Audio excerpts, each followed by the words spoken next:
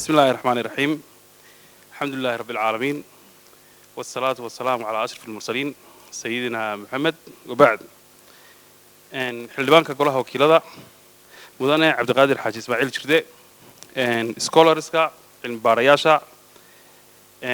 qoraayaasha professorada iyo dhammaan marti sharafta kale ka soo qayb gashay mudane iyo marwaba assalaamu calaykum waraxmatullahi wabarakaatu. magacaygu waa maxamed cabdiraxmaan waxaanan ka mid ahay tiimka isir haddaydan hore u arag waa urur aan dawli ahayn oo madax bannaan sidoo kalena aan macaashiraadis ahayn. shaqada maxadku qabto waa daraasayn gorfeyn iyo talabixinno la xidhiidha dhinacyada daraasaadka iyo dhinacyada siyaasadda iyo dhaqandhaqaalaha annaga u dhiirigelina in la helo hal abuur dhanka fikirka ama waxaa loo yaqaano creative thinking. waxaan la wadaagnaa badanka talabixinahan soo jeedino policy makerska hadday yihiin state actorska ama non state actorska. mawduuca caawa aynu u fadhino oo ah sida halkaa ku qoran reflection paper la xidhiidha shirkii Djibouti ka dhacay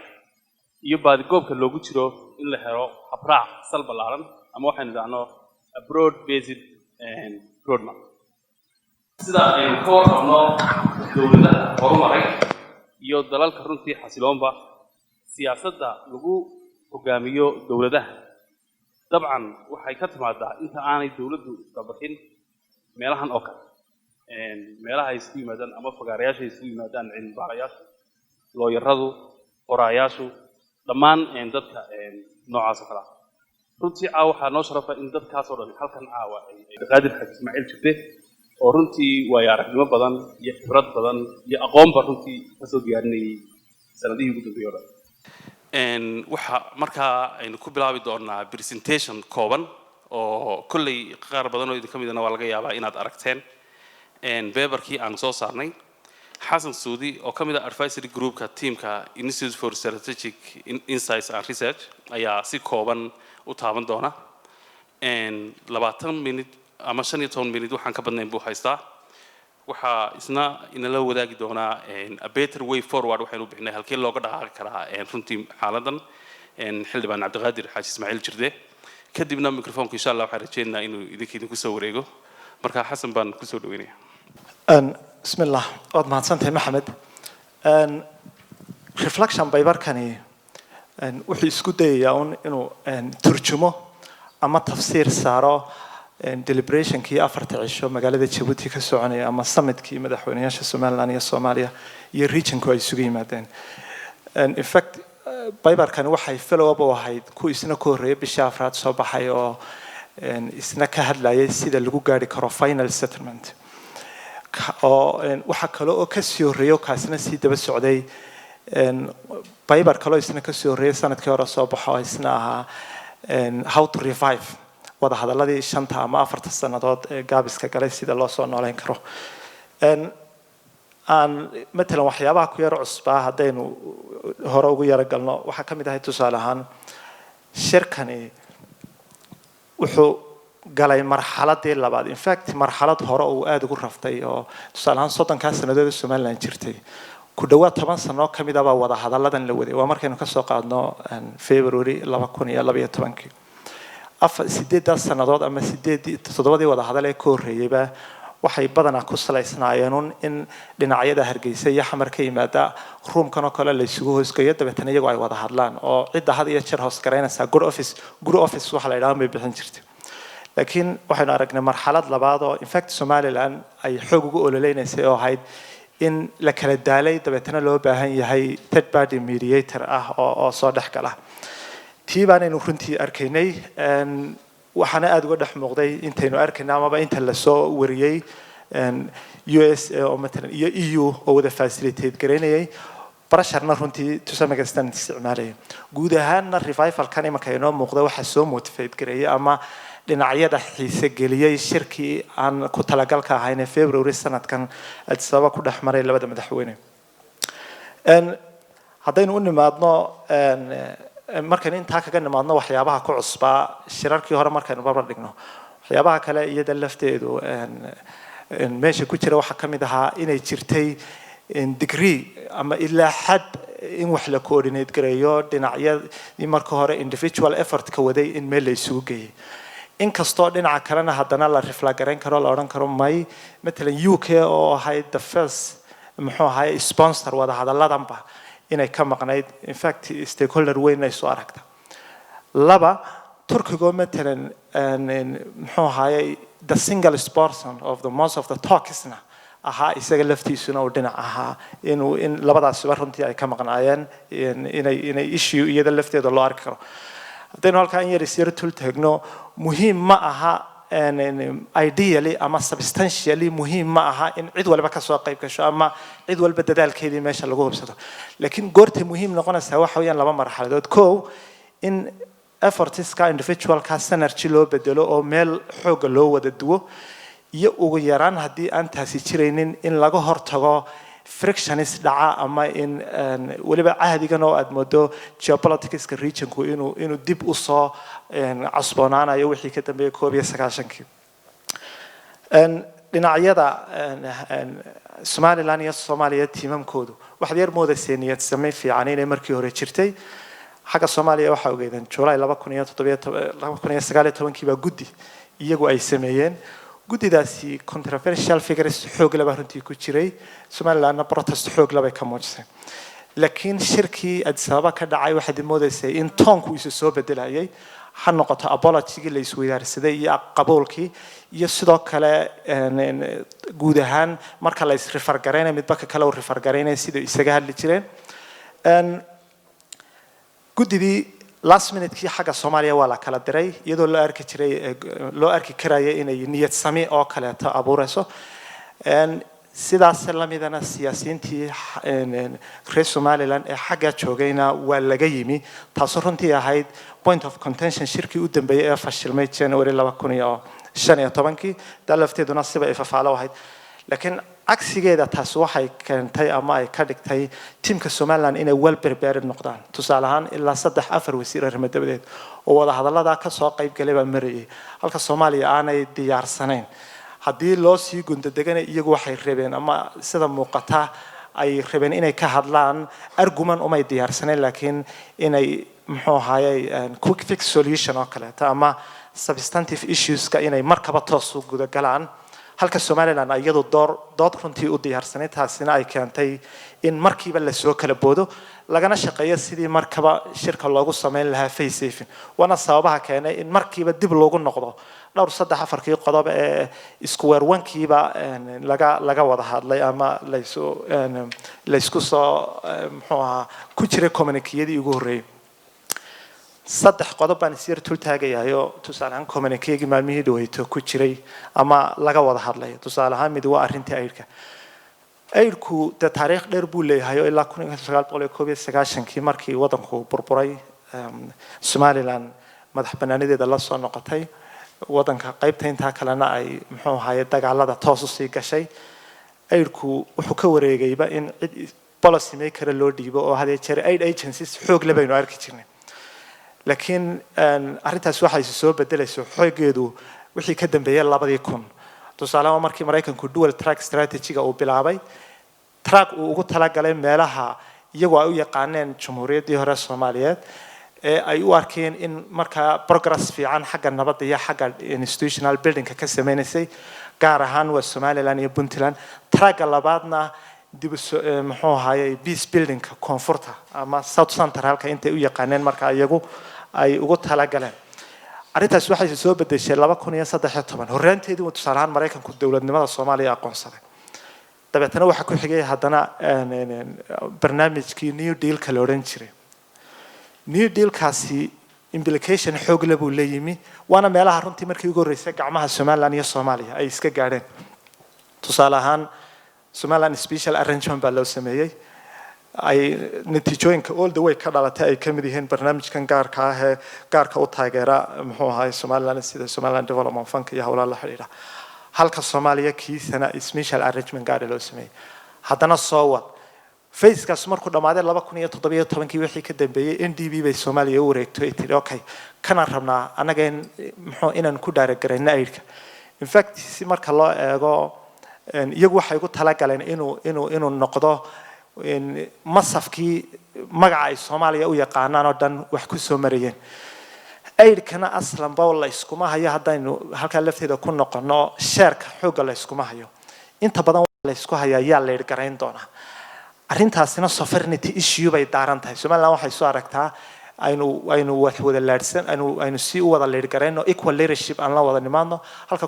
qolada Muqdisho fadhiya ay leeyihiin ma anaka leadership ka qaadanayna laakiin aan ka wada hadallo sida loo sheer gareynayo waana qodobada runtii ilaa hadda iska declaratory ah ilaa haddaynu dib ugu noqono shirkii ugu horreeyay dhacay ilaa hadda waa declaratory ama waa mabaadi guud ee marnaba looma translate garan ama looma turjumin inay implementable plans noqdaan oo مثلا la yiraahdo waxa ay waxaasaynu ku heshiinay wixii aan ku heshiinay dabeetana aan qaab qorshe noqon kara u bedelo taas waa hal qodob arrintaas imika marka laga hadlayo waxa aad u sii motivate gareeyay arrintan ama trigger gareeyay muxuu ahaayay debt relief cancellation iyo consequences oo package ka structural reforms iyo waxyaabo laga yaabo inay ka dambeeyaan oo u baahan maadaama Soomaaliya sovereignty kaliya Soomaaliya ay wada lahayd 91 iyo wixii ka horreeyay ay member ka ahayd international financial institutions in that regard ay isku dayaysaa inay kaarka qolada xamar jooga inay aad u xoqaan inaguna aynu ka Somaliland marka laga hadlayna ay ka soo taagan tahay qodobka labaad waxa weeyaan arrintan hawada la xiriirta halka shirarkii hore gaar ahaan shirkii Istanbul lagu heshiiyay waxa qornaa wax la yiraahdo air traffic management ama joint air traffic management in si isku mid ah loo maamulo arrinta la xiriirta maritaanka flightska dhulkan Somaliland iyo Soomaaliya laakiin oo arrintaas oo ahayd in fact technical delegabalna ahayd oo la wareejin karay sidaynu soo aragnay Soomaalida oo dhan ka wada maqnayd Afrika wixii ka horreeyay ilaa 2017 iyo kale taasana iyadoo halka la marayo qodobka la isku haysta arrinta farsamada ay tahay ayaa weerinkii ku soo baxay communique-gii u dambeeyay 22kii June ka soo baxay Djibouti shirkuba markuu dhamaaday kadib waxa ku qornaa waxa la yiraahdo airspace management Chicago Convention marka la jooga ayaana inuu macnaha kala fahmi karnaa oo airspace management ku waa arrin political ah oo sovereignty la xiriira in fact wax la bedeli karana ma laba su'aalood baa marka halka ka dhalanaysa arrinta airspace ka miyaa la xaliyay ilaa leeyahay Somaliland iyo Soomaaliya wada maamulay oo miyaa la xaliyay oo taa macnaheedu waxa weeyaan waa la kala saaray airspace ki Somaliland iyo Soomaaliya fine haddii la xaliyay maxaa keeni kara markaa in la yiraahdo tii Somaliland baa gaar loo wada maamulaya waa haddaynu isla qaadano in weerinku sida uu qornaa macnaha in fact loola jeedaana inuu sida yahay haddii laakiin arrintii technical ka ahayd dib loogu noqdo waa arrin farsamo oo Allah musta'an sidan aidka oo kaleeto ay dispute-ka technically u tahay oo kaleeto ay u noqon karto qodobka u dambeeya waa arrintan freedom of movement and expression in fact ma markii ugu markan dhinacyada warsanay ma aha markii ugu horeysay ee la soo hadal qaaday laakiin waa markii ugu horeysay ay dibadda u soo baxday amaba ay qoraal gashay sidan xog ku helay 2014 waa marka mid la soo hadal qaaday laakiin meel muuqda gaarin qolada xamar joogta marka eegta ama Muqdisho freedom of movement iyagu waxa u yaqaanaan fi haykal ama meaniski aragtida ay qabaan ee unionism-ka ay ku keeni kari lahaayeen Somaliland laakiin Somaliland marka la joogana iyada oo xiriirkeena gaar ahaan dastuurkeena uu guarantee garaynayo xorriyadaha ideally mabda'iyan waxay u aragtaa qaab loogu talagalay in lagu macno tiro sovereignty halka markaa la iska arkaya biyaha hoosteeda la iska arkaya taas weeyaan intaasan kaga baxaya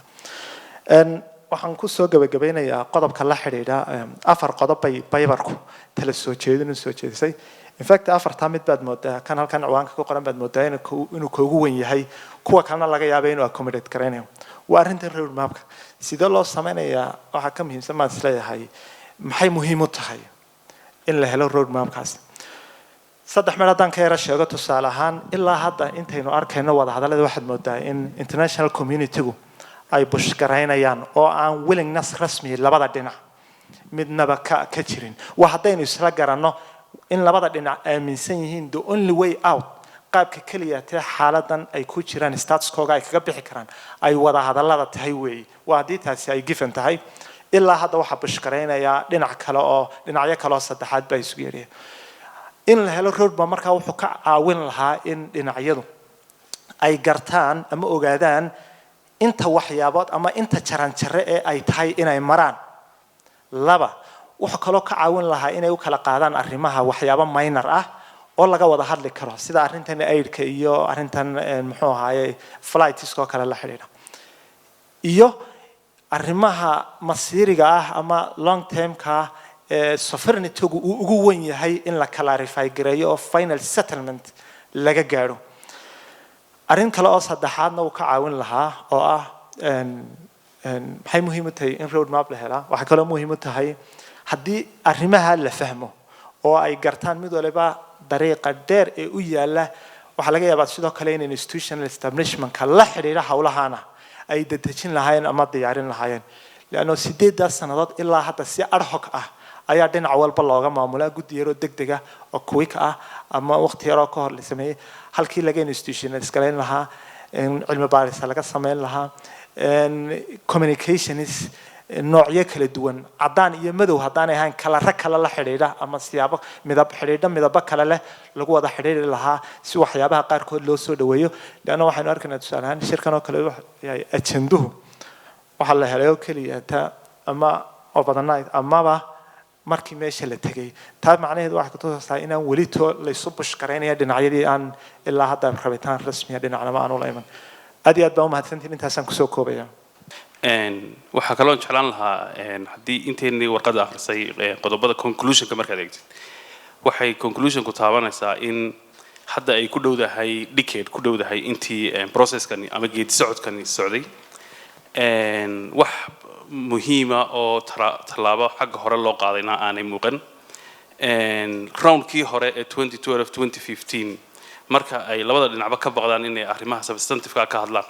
ayay aidka iyo airspace-ka iyo maaragtay freedom of movement iyo waxa ay ka hadli jireen taa micnaheedu waxa weeye markaa labada dhinacna uma diyaarsana shirkanna kama duwaneenoo waxaad moodaa inuu isaguna waddadii hore kale maray si haddaba taa looga baxo waa tayn doonayno inaynu qorfayno sidee ayaa a better way forward hore looga socon karaa qaabkan qaab ka duwan loo keeni karaa waxaan jeclay inuu inoo bidhaamiyo halkaas mudane xildhibaan cabdiqaadir xaaji ismaaciil jirte oo aan jeclahay ka hor inta aanan microphone-ka u dhiibin aan in yar wax ka taabto profile-kiisa ama sooyaalkiisa hadday tahay qaybta academiga relevancy-ga weliba wixii kala xidhiidha hawshan iyo dabcan inta siyaasadaba marka dabcan cabdiqaadir needs no introduction si fiican baynu garananaa haddaan dib ka soo bilaabo sanadihii ugu dambeeyay oo dhan wuxuu ku howlanaa runtii researchyo iyo daraasado tusaale ahaan postgraduate degree ayuu wuxuu ka diyaariyey peace and conflict studies jaamacadda Bradford University oo UK ku taala haddana 2 sanadood ayuu wuxuu ku qaatay peace building-ka isla arriga Mareykanka siiba Belfast iyo meesha la yiraahdo Brighton marka waa North Ireland oo runtii case Somaliland oo kala ah iyo soo maray koorsyo kale oo dheeraad u qaatay tusaale ahaan constitutionalka iyo types of governmentska Freiburg University oo Switzerland ah buu iyadana ka qaatay wuxuu fursad u helay oo uu la fadhiistay oo la sheekay waxna kala faa'iideysteen khubaradii mediation-ka waliba chief-ka ka ahaa South Sudan iyo Sudan markii ay discussion ka galayeen intaa ka hor cabdiqaadir wuxuu background-kiisu ahaa military-ga iyo ciidamada xilligii Soomaaliya laakiin sidoo kale dabcan waa architect-kana uu soo bartay oo architect-kana waa markii hore qaatay haddaynu eegno xagga sooyaalka siyaasadda runtii intii Somaliland jirtay qayb weyn buu ka soo qaadanayay state building-kii iyo nation building-kiiba waxa ugu muhiimsan 1997 oo kale wuxuu ku biiray aqalka wakiilada halkaasuu ka noqday deputy speaker wuxuu sidoo kale ka mid noqday guddigii dastuurka oo xoghaye guud u ahaa iyo sidoo kale guddigii referendum-ka mar labaadna cabdiqaadir wuxuu helay re-election buu ku soo noqday meesha la yiraahdo baarlamaanka Somaliland oo ilaa imika uu xilkaas hayo soo wada dhaweyna dhamaanteen cabdiqaadir jirte ka faa'iideysano khibradiisa السلام عليكم دمانتي مون السلام يا شرف بيت إن أنت سوى قويهن إن صهر فريستو إنك بالمثل تي 1960 مركب من بدأ دونيني shacbigaa drive garaynayay tan maanta elite projectna maaha mid xagga shacabka ka timidna maaha waa mid dibadda inaga timid initiative-ku xagga dibaddu ka socdaaye shacabka reer Somaliland uu hanqaltaagi maayo shacabka koonfurta uu hanqaltaagi maayo labada elite-na u malayn maayo inay arrintaa dee qoladan dabada ka riixso raali geliya mooyaane inaanay qalbiga u daadajin weli ayaa ka muuqata wuxuuna ma guulaysto ilaa ownership-ku meesha yimaado waa ma shacabka ay ka timaado ama elite wada hadli kara oo u arkaba iyo danta shacabka dantooda u arki kara midnimada tiina ma hayno marka horta prognosisku aad iyo aad uma wanaagsana waa meelaha idinka baahan in idinku imadka ku keentaan innaga waxa weeye maanta dee hostilities taagan oo laba dhinacood dagaalamaya sidii Suudaan oo kale ma nihin lagamana boqo inkastoo dee potential violence u iman karo in the mustaqbalku iman karo maanta wax colaada oo dagaala oo kulul oo socdaa ma jiro taasi markaa waxay keenaysaa inaan yacni xagga dadka aanay ka iman arrintani waynu ogeynoo berigii hore markii arrimaha koonfurta lagu jiray dowladaha ku tartamayay shirkii Soodara iyo kii Qaahire iyo mid walba iyo kii Kenya iyo laba dowladood baa ayaa jidgooyo isu galay Ethiopia iyo Masar ayaa jidgooyo isu galay qolo walba qolada initiative-keedu markuu kaco qolada kale inta jidgooyo gashay daciifinaysa imikana there are too many cooks aan dan midaysan lahayn oo qolo waliba wax gaar ah doonayso Turkiga ay noognahay Mareykanka imka soo galay marka wax midaysan inkastoo dibadda ka socoto haddana wax midaysan oo arrintaa ka wada ma jiraan sidee baa markaa ownership lagu heli karaa had iyo jeer arrimaha midnimadu hadday tacarabta tahay haddii kama maaranto elite committee kama maaranto iyo charismatic leaders حتى هادو دادكو لهاي موقتي ليوكويم أنا أدو دنينين charismatic leaders دادك تشيدي كرا أو بريري كرانا ما هيدو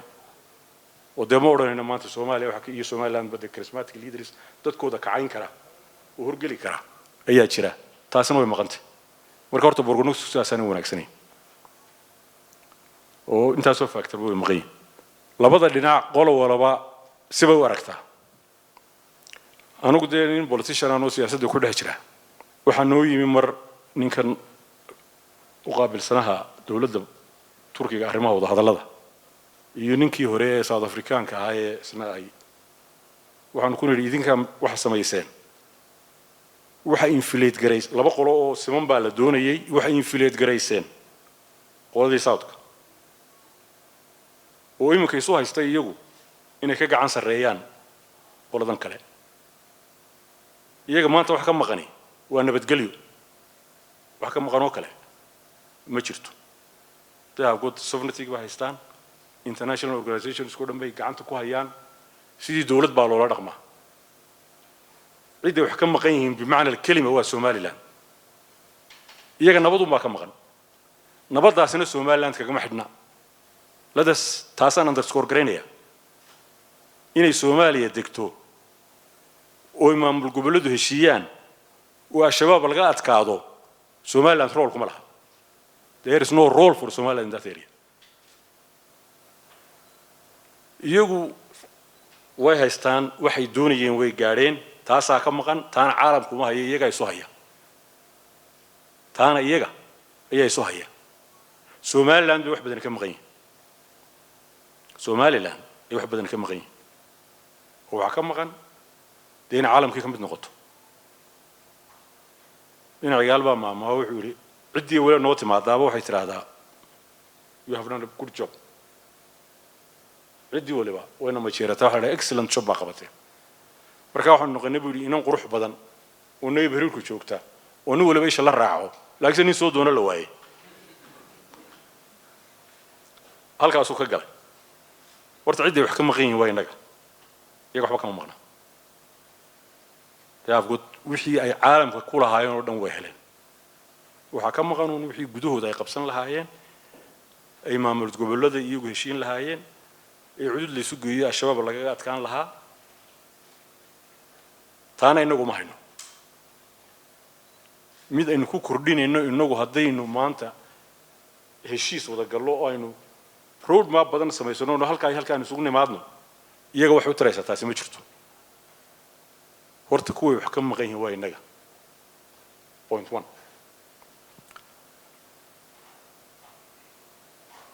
haddii aanu elite safgaranna oo aanay project kani noqon project elite ku wato oo dadkana ku hogaamin karaan charismatic leadership dadka dabada xaska gelinaya jiidi kartaana tiina ma hayno marka aanu horta kulli iyo kulliba pessimiskan ku jira dadka pessimiska ayaan ku jira laakiin sidii we have to try inuu halka fadhino ma waxa la rabaa inaga nafteena madaxweynuhu maalintu tagayay shirka wuxuu noo sheegay wax ajenda inaanu hayn kaalay mooyaane wax ajenda ah oo loo soo dhiibay inaanu jirin taasina de waxay dhalayso inuu ognahay haddii aynaan inagu intanu fadhiisanno aqoonyahan kiina ay rag kaloo lamida oo siyaasiyiin oo baarlamaanka meel buu ku jira intay fadhiistaan ay odorosi karaan a probable roadmap amiiska la tagaan at least an outline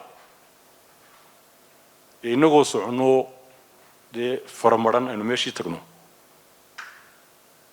inagu meeshii ma hogaamin karno haddaynu soo qaadano bilmasel waxaan la kulmay raggii ka shaqeeyey comprehensive peace agreementkii Sudan labada qoloba dantooda ay u arkeen labada qoloba dantooda ayay u arkeen Suudaanna waxay ogaatay inaanay adkaan karin military nimankan ka adkaan karin waxaan la kulmay saraakiishii dagaalka hogaaminaysa oo tinta Korneela ayaan kula kulmay Addis-Ababa waxa dhaw gidaarkan soo taabanay inaanaan military ku adkaan karin maalintiina $5 million ayaan naga bixi jiray adduunkana uu cunaqabatay yaa bareeray markaa leaderskii baa bareeray John Garang iyo raggii kale dee dhigiisa halkaa joogay iyagoon shucuubta Suudaan aanay u wada bislaan qolada islaamiyiisku aanay ogolayn in la heshiiyo nimanka وحسن ترابي دي أود الهواء جرانيسا عمر برشير رجع أنت كوهي هذا أنا مركي دنتو كهر تمي جدار كتابتين لبضوا لبدي اللي يدري ماشي أيه نكن جون جراج ندت كيسي كاسي ندت كيسي بدك سوريا أرت أنت كقولة ستي إيه ويني وأنتها إيست تيمور يوجو يسكت شقة وكالات كان واي أيه واحد رفتي باشي تسونامي دي لبدي بدل كي قالين تاسع ضعيف يسوي سكان ثاني مركا قول ولا بكونسيشنز أيوة قراتو هالكيلو كسو دكتو إنك محينا بشكرينية يجلس محاب بشكرينية مريكا جيبا ماشي سوق قراي العقبة تيمي ورد العقبة تيمي هذا ولا قولينية الدانو مريكا إيمان الله هنا نور الله هنا كالاينا ليسوا مي مادين مركا حلو بهاي أنا وصلت أنا واركو project كإنه elite كله وريجو political elite كا intellectual elite كا commercial elite كا driving force كنقدام إلى هنا إنه كأنه مدح كاريزماتيكا dadka waa la horgala ama xagga dambe laga maraa oo la riixaa dameerku markuu halka mari waayo waa tadee madax noocaas inay soo socoto umaleyn maayo markaad eegto political setup keena I doubt anigana igu daro iska reebi maayo marka waxa loo baahan yahay horta dee in inventive la noqdo waxna impossible dee ne jabid meesho waa impossible laakiin se labada noqolaba inaan nolol nimaadno initiative iyaguna ay ka soo degaan arrogance sense of arrogance baa ku bilowday quursi yar baa jira innaga nafteena waxa jira hal narrative baynu la tagnaa narrative-ka xasuuqa baynu la tagnaa narrative-ka xasuuquna project Somaliland isku raacsan tahay maaha dadka lama wada xasuuqin dee inuu baa la xasuuqay intii kale maxay kugula midoobaysaa narrative cusub oo lagugula midoobo oo qadiyada Somaliland oo meesha la tagto laakiin haddaad ku celiso unta shacabka Somaliland oo dhan taasi ma matasho inuu bay matashaa inuu bay dood u tahay marka maxaa laga rabaa accommodate dadkii kale ee narrative-ka kula qabin iyagu iyaga diyaaradana duqayn lana xasuuqin waxay kugula midoobaan oo halka kula hor fadhiisato waa inaad la timaadaa taasina waxay ku imanaysaa in la abuuro identity Somaliland in la abuuro oo laga gudbo narrative-ka oo inagoo midaysan oo sunniyadsan inuu dee caalamkiina hor fadhiisano nimankaan hor fadhiisano narrative-kaasina dee wuxuu ku iman karaa umaan filayaa tacliinta iyo manaahijta waxa weeye sideedaba xamar markaanu tagnay dhallinyaraduna dhigaygaanu dee isugu nimi ardaynimadii manhajkan aynu dhayalsanaynaa waa socialization ninkii isku sheekaa noqonaysaa isku afkaar baa noqonaysaa isku sheekooyin baa wada akhriyaysaa elite-ku taasuu ku socialize garoobaa waxaanu soo tagnay niman aanaan wada hadli karinba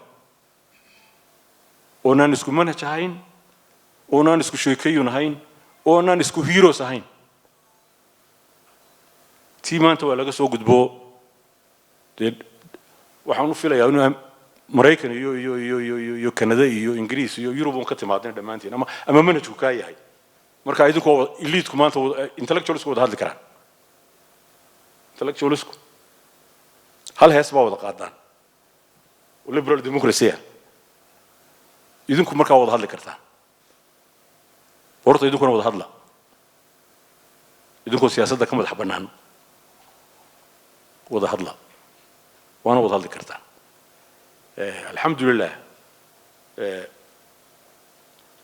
dee maanta dadkeena waa isku af waa isku manhaj af soomaaligii baa laynoo qoray fikraddii dadku way wada gaadhaysaa cid loo tarjumayaa ma jirto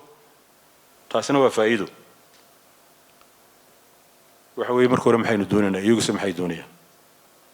are we singing from the same hymn sheet laba heesood oo kala jaadaynu qaadayna waa inaanu hal hymn sheet ka wada heesnaa aanu heesta mar isla helnaa tiina ma muuqato inaguna narrative baynu la tegaynaa inoo gaara oo u badan xasuuq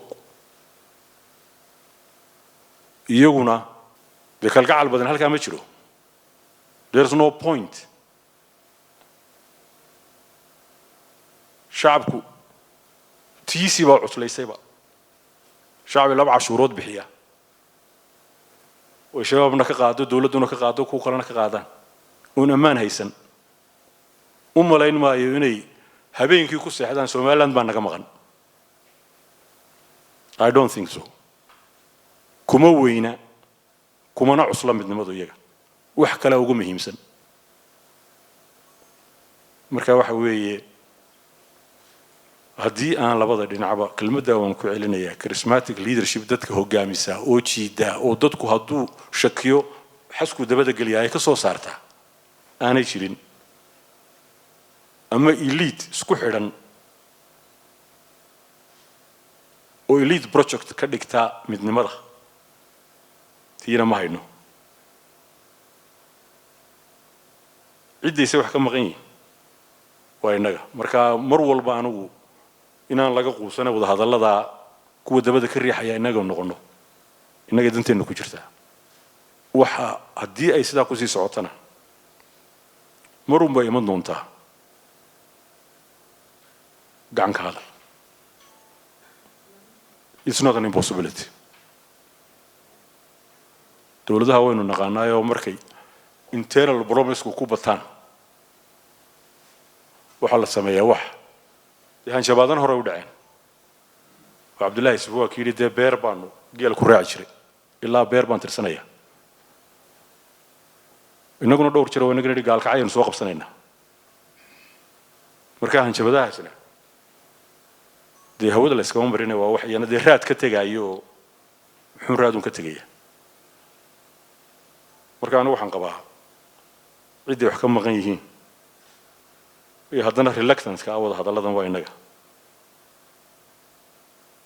wax naga maqan yihiin Somaliland wax ka maqan yihiin cidda reluctance-ka ee qoladaasina waxaa laga rabaa de incentivization waa adiga wax walba haystee bal incentive la kaalay waxaanu dadka u sheegno politicians-kaygu maxaanu dadka maanta u sheegnaa dadkii soo doortay way weydiinayaan maxay inoogu jiray leeyihiin incentive itus incentive-ku yaanu noqon lacag Maraykan bixiyey incentive-ku waa noqdo concessions adoo goshahay adu concessions adoo goshahay waana politicize garayn معاونتي iyo development-kii baagtkan reersigii la galay aanad naga reebin oo maanta anagu kuma jiro bal wax concessionist oo wax noo goshahaya on lacagta marka deynta la dhaafo lacagta imanaysa mashaariicda ay gaala bixinayso hanuula imanne concessionist adigu aad ogoshahay as a government as a state ugu horeysana waxa weeye sidee baynu u device garaynaa meelaha qaarkood inaanu helo shared sovereignty meelaha qaarkood sovereignty-ga in la wadaago sidee baynu helaa waa initiative-kan laga rabo inuu meesha la tagno oo la device gareeyo in certain areas inaanu helo shared sovereignty of certain topics shiray ku qabatay wasaaradda arrimaha guduhu dibaddu ay ku qabatay halka Grand Hadi nimba paper diyaariyay paperkaas wuxuu qaladka la galay waxa ahayd inaan sovereignty-ga midkiina loogu deeqine la laadayo la idinka hayo ilaa heshiisaan the end product loo socdaa oo sovereignty-ga haddaad sii bixisayba where am I maxaan doonayaa haddaad sovereignty-ga sii bixisay ninkaas markaa wuxuu lahaa waxaan umaleyn inuu gaaniya meelaha ka yimi waxay ahayd in la yidhaahdo 91-kii ilaa heshiisaan we will suspend sovereignty-gu saas u laalaadaysa iminkana balwaaba la siiyey inaynu helo certain areas innaga inoo ay strategic aynaan ka maarmi karin oo la ogolaado shared sovereignty initiative-kaana inagaynu qaadno in culayska inagu abuuro xaggaa ka iman maayo they won't concede sovereignty-ga meel laba kama ogolanayaan sidaa hadda ay makabadee diyaaradihii iyo wax walba ka yeeleen anu maxaan dadkii u sheegaa I'm a politician idinku dee waxaad tihiin niman xaggaa waa ka fayowdihiin anugu dadkii maxaan u sheegaa sovereignty nimankaasaa loogu wada deeqay they don't want to concede midda kale factor-ka kale isaguna inagaynu culaysinaya waxa weeye dee dagaal baynu dowladda hore la galay and we won dowladdanu ka adkaanay haba burburta markii dambe haddana dib u hoos gala waxa weeye jabaduhu markay adkaadaan ay dagaalka ku adkaadaan way ku adag tahay inay concessions bixiyaan way ku adag tahay in loo dictate gareeyo ninkan shalay ka adkaaday qoladana way dhaxashay qoladaynu ka adkaaday bay dhaxleen dee halkii baynu kala taaganahay مروحا يعني ديجا وهورين كنت قال أيان آير هذا نين هوستجا let us share something إنه وداقنا وي وحلا وداق لهانا ويل نيلي أي يجي هديد لوسي نين قراي وين اللي لا تشبر هيربست وكان لا state collapse أيها حرقات كهوري إلا قالوا حوي ينبوري دولة أن viable هين الله بسنين viable هين أيها لو قد يجي sovereignty has to be earned. It's not a grant. You have to earn it. Have they earned sovereignty? لو قد يجي ما I doubt إن إنجريين وادق دق ده نقوله وداقنو دق دي نقوله وداقنو why they haven't earned an iota of that sovereignty ما إنجرين مركا أنا ما أنتي ندين إذن challenge قريون بان ماشوا إمداد إذن كايجا قوم بدن حقها مركا الرمها سيدي لو وجود بلا sovereignty سيدا يري هوش فضول لو وجود دقيقة ينوح بند لجويدين بريجي UN سيد كل سي أيالكم حنوجي يمي نين لايبيريا ومركا أفريقيا وقابل سنة سومالي وقابل سنة هو حضرين كي ويناي ويليام تبمان بريزيدنت كان شري لايبيريا والله كل موحن كوري محاد عاي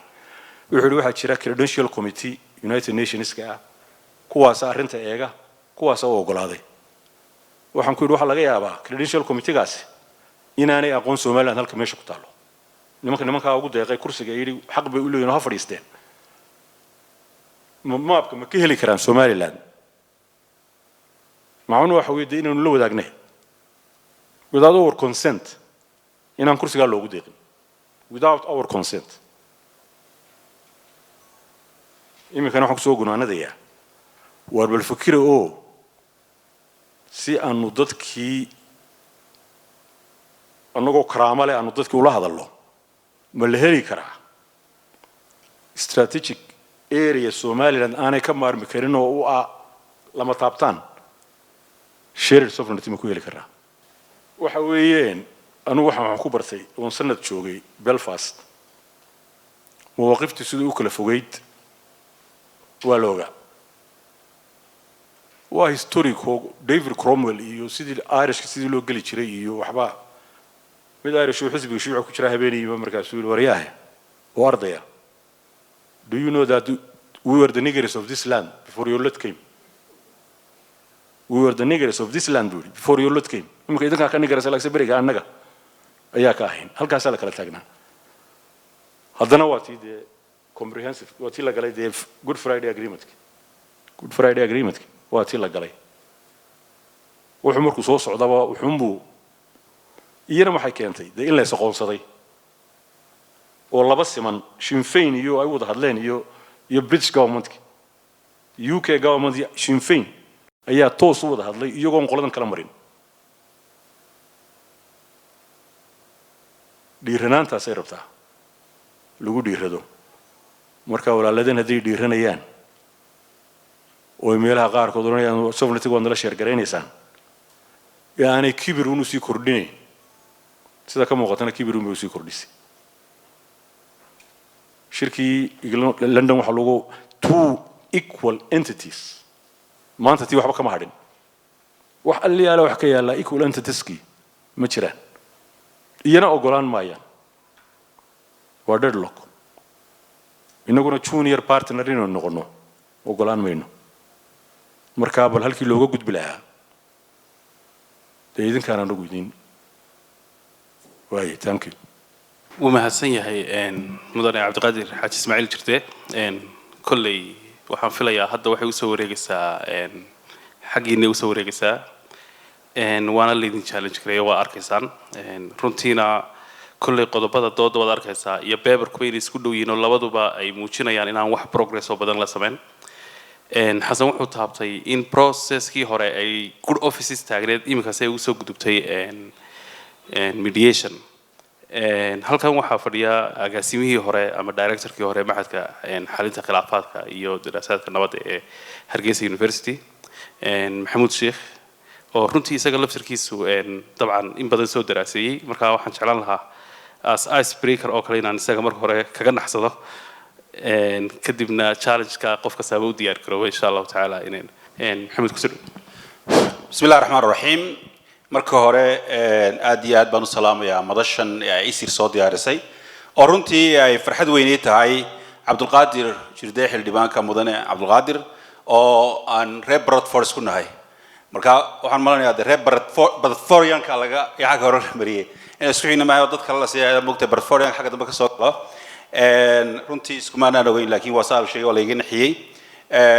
laakiin intaanan hawsha sii guda gelin waxaan doonayaa inaan declare gareeyo inaan any institution halkan ra'yigayga aan ku metelin ee ra'yigayga shakhsiga uu yahay any institution ku metelo waxa ka sheegaya afar qodob baan sheegay oo degdeg ah maadaama waqtiguna uu muhiim inoo yahay qodobka koowaad waxa weeye muhiimkiihi waxa weeyaan wada hadalladu waxa ay hoos tagaan wasaaradda arrimaha dibadda wasaaradda arrimaha dibadduna marka ay dibadda la xiriirayso waxa uu muhiimsan waxa weeyaan inay yeelato siyaasad arrimo dibadeed siyaasadda arrimaha dibaddu waxa ay ku timaadaa saddex lagu dhuftay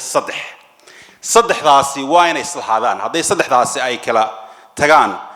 arrimaha dibadda oo wada hadalladana qasab ay qayb ka yihiin ma soconayso saddexdaasi maxay yihiin saddexdaasi waxa muhiim ah marka aad siyaasadda arrimaha dibadda dejinayso oo wada hadallo ay ka mid yihiin waa inaad eegtaa security-gaaga maxay yeelaysaa amnigaaga 1 2 waa inaad eegtaa stability-gaaga iyo deganaanshahaaga maxay yeelaysaa ta saddexaad maxay keenaysaa prosperity-gaaga ama barwaaqada aad ku jirtid maxay ka keenaysaa oo lagu dhuftay mid walba domestic-gaaga arrimaha gudaha arrimaha degmada ama regionka oo loo geeyay internationalka markaan saan leeyahay saddex lagu dhuftay saddex markaad soo qaadatay matalan amniga security markaad soo qaadatid waxaad eegaysaa wada hadalladani maxay ku keenayaan domestic-gaaga arrimaha gudaha oo mudane Cabdulqaadir ka dhawaajiyay maxay ku keenayaan tusaale gudahaagii maxay ka keenayaan wada hadallada galisa maxay ka keenayaan security-gaagu region maxay kugu saameynaysaa internationally waana adeegtaa again stability-gaaga markaad eegaysid waana adeegtaa maxay ku keenaysaa siyaasadda arrimaha dibadda ama wada hadallada koostagaya gudahaagii degmada deganeeda gobolkaagiya Eastern Africa ama IGAD iyo international ba marka ayaan daalin qodobkaas waxay ku hadlayaan inaad eegtid markaa koowaadba siyaasadda arrimaha dibadda ee wada hadallo hoos galayaan inaad eegtid saddexdaas oo lagu dhuftay saddexdaa ta kale ee wada hadallada markay noqoto ee better way-ga lagu gudbaya wada hadalladu saa sheegteen ay beberka iyo moogta Cabdulqaadir ka dhawaajiyeen waxa muhiim ah marka koowaad negotiation saddex level bay maraan inaad negotiation noqoto negotiation waa maxay markaa inaan cidinii dhaxaynin oo ay yiraahdaan qolada nabadda iyo peace ay aad ugu hadlaan inay ka adag tahay oo stronger tahay ionic bond ay tahay oo ka adag tahay marka dadku toos wada hadlayaan waxa ku soo dhacaya maxaa la odhan jiray dhanxiirki ayaa ka dhex baxaya oo ay ka adag tahay laakiin marka daacad leeyahay way iyo mediation oo third party inuu ku hogaamiyo oo taasna ay ku xidhan tahay interest-ka third party-gaas uu leeyahay uu ka leeyahay labada dhinac ayay ku xidhanaysaa outcome ka soo baxaya iyo saddexaad oo ah in arbitration maxkamad ay kala xukunto oo runtii Somaliland at one point ay soo jeedisayba in maxkamad la isla tago marka taasina waxa muhiim ah marka la wada hadlayo inaan eegno mediation kaas oo kale marka la eegayo sidoo ka dhawaajiyay mudane Cabdulqaadir dibadda inaga timidee wax domestic-geeni ka yimiday maaha marka wuxuuna haduu top down noqdo oo bottom up noqon waayo seeskiisu ma adkaanayo waxay noqonaysaa dhowr iyo 20 sano ee Soomaaliya kolba diyaarad lagu soo dejinay dawlad marka kolba agenda dibadda laga keenay oo runtii ayaan daraa in moogtahay waftigii ka qayb galayo head of state ugu sareeya sidoo noo sheegay mudane Cabdulqaadir aynu hayn agendihiiba marka haddana agendihii haynin dee waxa aad ka diyaar garowdaaba waxa weeyaan ma jiray qodobka saddexaad ee isu taagaya waqtiga oo yar awgeed ee dejinaya waxa weeyaan marka wada hadlayeedna laba nooc baa loo wada hadlaa labada nooc waxa weey in laga wada hadlo position against interest balada position wuxuu noqon karaa waa muqaddas iyo waa muqaddas midnimada Soomaaliya waa muqaddas gooni istaaga Soomaaliland waa muqadas waxa la yiraahdaa haddii position laga wada hadlo ma dhalays buu keenaa wax talo oo ka soo baxa ama wax maxsuul oo ka soo baxa ma jiro marka waa in loo bedelaa haddii la doonayo outcome-ka interest based maxay ka macaashaysaa Somaliland haddii la aqoonsado Britole maxay soo kordhinaysaa maxay se ka macaashaysaa Soomaaliya haddii la isku midoobo maxay ka macaashaysaa maxay se ku waayaysaa oo runtii mudano aad uga dhawaajiyay taas ayaana muhiim in laga wada hadlo ee aan laga wada hadal muqaddaska iyo waa muqaddas aan laga wada position aan laga wada hadale interest laga hadlo interest-kuna sida basash ay isku guraayo waa in marka halkaas soo gaadho de naftayda ku xidhan waa in laga hadhaa oo ay dad professional mediation-ka ay wadaan ilaa iyo qofku uu dhaa nafsi oo id halkaas soo gaadho oo ma saaciyaan laga wada ugu dambeynta waxa muhiim ah in wada hadal ku soo dhamaado qodobka afraad win-win solution waxay la tahay in wax alla wax ku seegaya Soomaaliya iyo Somaliland inay kala madax banaanaadaan oo Somaliland madax banaanaato wax ku seegaya sida uu mudano ka dhawaajiyay Soomaaliya inay jirin Somalilandna waxa uu keenaysaa waxa ay dhisatay inay sii wado oo runtii maaha inay perfect tahay oo waxa ay dhisatay laakiin way sii wadan karaysaa isla markaana wax badan bay ku soo dari kartaa regionka oo runtii aan isleeyahay golaha halkan fadhiya iyo in badan oo kala mid oo dawladda hogaaminaysa waa ka gaabinay oo runtii qabiyaha inaga ah aad iyo aad baad mahadsantihiin